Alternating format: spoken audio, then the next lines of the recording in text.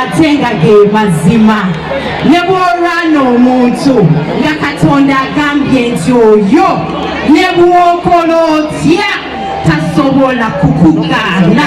N'olwensonga eyo abakkiriza Mukama Katonda mwekubireko engalo zammwe ng'okkiriza Mukama Katonda ng'ogamba nti oli bagamba nti mubi nnyo era bw'akola kino togenda succeedinga naye nga gwe mutima ogamba Mukama Katonda yakimala.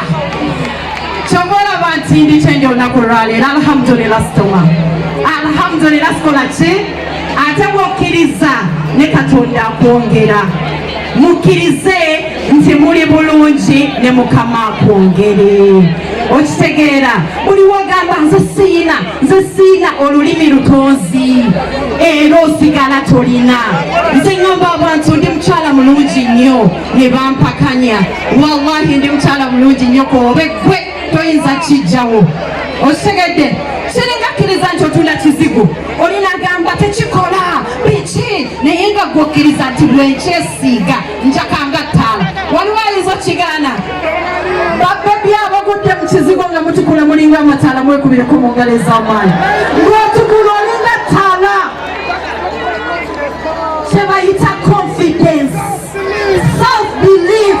You can preach that again. Akonga kanene sijja kwogera agambye haters akosijja kwogera naye nga kyali omuli w'amaanyi nnyo. Nobody guys, thank you so much. Njagala okwebaza abasponsors baffe olunaku olwaleero. Thank you so much man. Mukikubye wangi